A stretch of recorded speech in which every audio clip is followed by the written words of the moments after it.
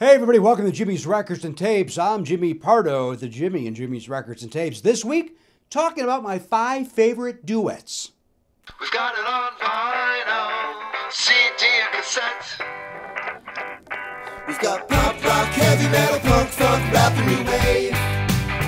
All sales are final, but you'll never regret all the music you get at Jimmy's Records and Tapes.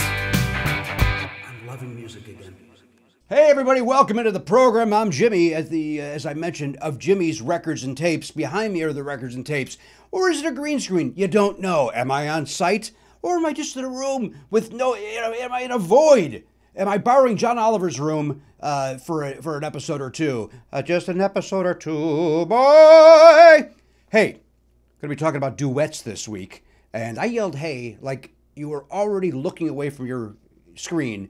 And it infuriated me. The idea that you already were, my tones made you go, you know what, maybe I don't want to listen.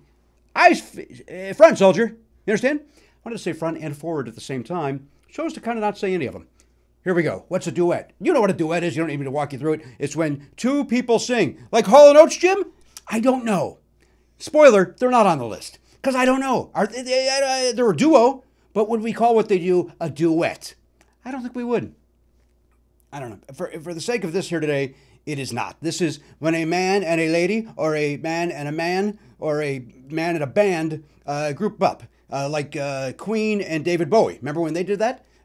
You can call that a duet. Another spoiler, they don't make the list. Great song, though. Under Pressure. Deek, deek, deek, deek, deek, deek. I first heard that when Vanilla Ice did it, and I think he did it better. Said no one ever. Apparently, I talk like a meme now. Here's number 5. This is fun. From 1978. Fun might be the wrong word for this, by the way. Too Much, Too Little, Too Late by Johnny Mathis and Denise Williams. Went to number 1 on the chart. Why not? Beautiful song. Now, here's why this is on the list for Jimmy Pardo. When I was a drunken a-hole, I would sing the opening line to this to girls I was breaking up with. It's over, call it a day. Sorry it had to end this way. Now, is that a good Johnny Mathis impression? I don't know. I've never heard the man sing. But I have heard Denise Williams do this as a solo artist, and she does it wonderfully, and I'm sure Johnny Mathis carries his weight as well. But I did. I sang that to a girl named Dawn, and that's not nice. That's kind of a jerky thing to do, but somebody liked his booze. I also, and this negates everything I just said about never hearing Johnny Mathis, when I was at high school musicals, there was a kid named Chris Fitzgerald. Could have been Fitzsimmons, I'm not sure, but his nickname, of course, was Fitz, because legally, I think if your last name is Fitz whatever, nobody has an interest in getting that full name out. It's always just Fitz. So I would always go, Fitz, as if I was Johnny Mathis saying hello to him. And who hated it? Chris Fitzgerald or Fitzsimmons, whatever his last name. He hated it so much that one day I did it at play rehearsal, and he was a bigger guy, as most people are, and he chased me around the theater, and then when I finally ran out of breath, he started punching me in the face. That's how much he hated being called Fitz. Now, does that mean that he hated my impression or that he hated me? I'm going to say he hated Johnny Mathis. He hated those sweaters. He doesn't like a guy that comfortable when they're singing. He wants to see a guy working hard, not leisurely like a Mathis or a Como. Anyway, number 5, Too Much, Too Little, Too Late. Johnny Mathis and Denise Williams. Number 4, What Kind of Fool? By Barbra Streisand and Barry Gibb. Now, one could argue, is this a duet? Yeah, it is. I just gave you 2 names. That's why it's a duet. It's on Barbra Streisand's Guilty album that Barry produced. The Bee Gees wrote all the tunes. Does that sound like a Bee Gees album with Barbra Streisand singing? Yes, of course it does. But then here comes What Kind of Fool, and you get that, what kind of fool tears me apart? You get that great Barry Gibb. God, boy, do I love Barry Gibb. I love everything about Barry Gibb. I tried to meet him once, and it didn't happen. Great story, Jim.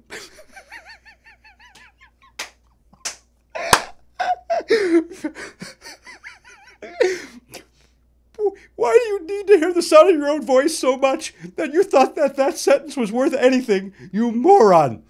This went to number 10 on the charts, and rightfully so, it's great. If you ever get a chance to almost meet Barry Gibb, I recommend you take that chance. Right? Maybe you hear he's going to be somewhere, and you take the opportunity to go, I'm going to be near there on the off chance to run into him. That's basically what I just said I did, and thought it was important to share with some people. Now, number 3.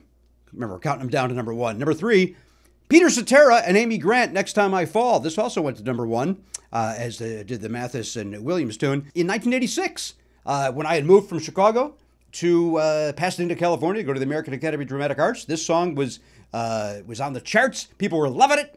And I love Peter Cetera, right? I love Chicago. Why did he ever leave the band? And why won't he get back together? Says a million message groups. Bands and friendships and things break up. It happens. Deal with it. It's a nice song. Beautiful. Beautiful song with the great Amy Grant, who I want to say was once married to Vince Gill. May still be. I hope they're together. I sure hope those kids made it work. Number 2. Here's where it's a couple of dudes doing a duet. Steve Perry and Kenny Loggins doing Don't Fight It. What a great song that is. It went to number 17 in 1982. Full disclosure, I'm not a big Kenny Loggins guy. I like him just fine. Just fine. Do I own his greatest hits on vinyl because it came on like a gold or a yellowy gold vinyl? Yeah. Have I ever listened to it? No. So why do I have that? Why do I have a piece? Because I need it. I need a piece of colored vinyl. I must have Kenny Loggins' greatest hits on colored vinyl in my collection. But Jimmy, you just said you don't like them. I understand that. I bought a lot of things during the pandemic so that I would have some interaction with the outside world. And one of those things was a mailman bringing me Kenny Loggins' greatest hits on vinyl. Full disclosure, I don't even know if that song is on this. Pooh Corner? That's a good song by Kenny Loggins. The bottom line is this. I love Steve Perry.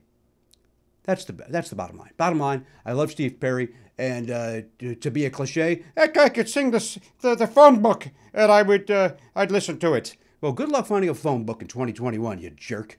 Hey, before I get to number 1, I'm going to throw out an honorable mention. A couple of them, as a matter of fact. Aretha Franklin and George Michael. I Knew You Were Waiting, right? Great song. That's a great song. Saw George Michael in concert at Alpine Valley up in Wisconsin. My girlfriend Jennifer and I went. We had like I want to say the fourth or fifth row. And the person right in front of me, and Jennifer, had knee-high boots. And on one, she sequined or bedazzled.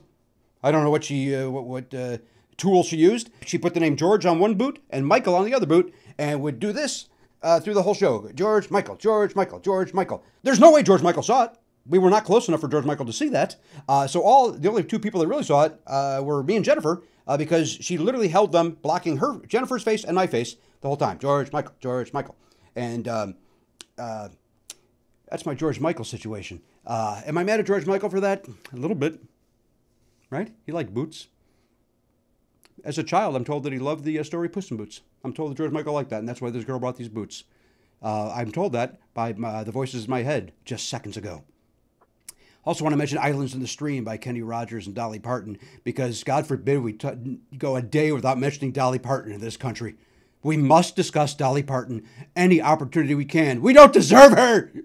We don't deserve. By the way, I love Dolly Parton. I got no issues with Dolly Parton. What I have an issue with is everybody putting her on some pedestals. Even she herself does not want to be a statue.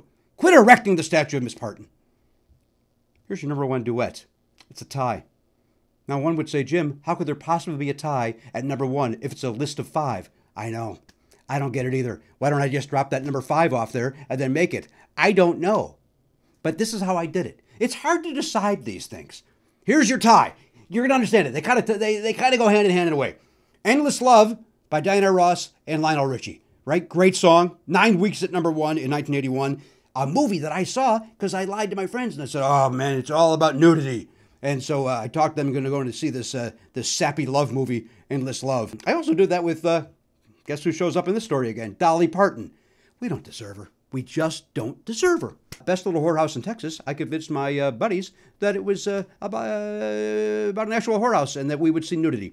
And once we were, and as we were walking in, the guy tearing the ticket back in those days, he said, you guys know this is a musical, right? And I was like, oh, we know everything. Getting my friends in before they realized that their buddy Jimmy had fooled them into seeing the Burt Reynolds, Dolly Parton musical, Best Little Whorehouse in Texas.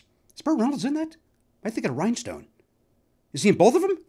I've just gotten confirmation he was also in Best Little Whorehouse in Texas, along with Dom DeLuise, because Burt Reynolds couldn't go a day without slapping that guy in the face. Dom must be around at all times, because if Burt, oh, guy, shut up! And he would slap him in the face, and Dom DeLuise tolerated it. If only I could surround myself with people that would take my Soft bullying. Endless Love is tied with what? Up Where We Belong, Joe Cocker and Jennifer Warnes. For the same reasons. It's a duet from a movie. It's a great song. Went to number one. That's it. I played that song like I don't know if we had the album or just the 45 in my house. My mom bought it, of course. And boy, did I cry at that movie. Don't think I didn't cry at Officer and a Gentleman. Not at Endless Love. I cried because the two guys I lied to about the movie kicked the hell out of me after the thing and just said, we're never going to the movies with you again. I go, guess what? Best little whorehouse in Texas soon. Anyway, there's your tie. They both come from movies, and they're both sappy. And even back then, I knew the ladies. You gotta listen for the ladies. That's kind of from Hamilton. Anyway, number one, tie. Endless Love, Up Where We Belong.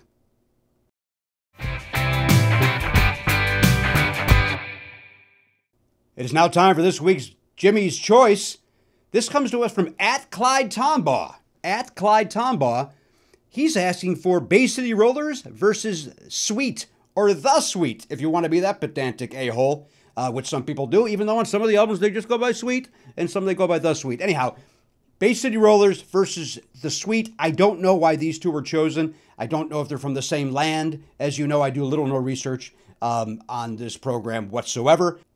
But let's talk about the Bay City Rollers. Rock and Roll Love Letter. That's a nice song. This is my rock and roll love letter to you. I'm going to sign it, going to seal it, going to mail it away. I'm going to mail it today. Fun use of my hands. Saturday night, right? In case you're having trouble spelling what day of the week it is. These guys are there to help you out. Anyway, they got a couple of nice songs. They also had that, remember the Croft Superstar Hour, which was a fun Saturday morning show that they changed the title to the Bay City Roller Show or something like that. But I like the Bay City Rollers. I got no problem with those guys wearing their plaid pants, their Big Bell plaid pant. Then you go to the Sweet. Ballroom Blitz. Are you kidding me? Fox on the Run. Those are two great songs. Also, you got to like any song where they give you the rundown of who's going to be involved in the song, right? Ready, Steve? Uh-huh. Andy? Uh-huh. Mick? All right, fellas, let's go! It's Ballroom Blitz. How do you like that? You must like that. You got to like that song. I even like the Crocus cover of it. And Crocus, I think push come shove, no good. But that's not part of this. This is a tough one. Bay City Rollers or Sweet. I've already had a tie in this episode. I don't feel comfortable having another one. Let's go with Sweet. By just some poofy hair. Was it Woody that had the Bay City Rollers had that head of hair that looked like a new wave pencil? Gonna go with the Sweet on this week's Jimmy's Choice.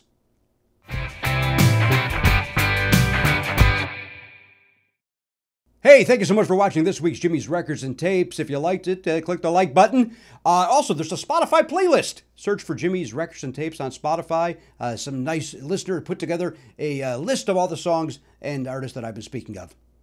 Follow me on Twitter @Jimmy Pardo. And of course, I host the award-winning podcast, Never Not Funny. Hope to see you over there. Until next time, the record is back in its sleeve.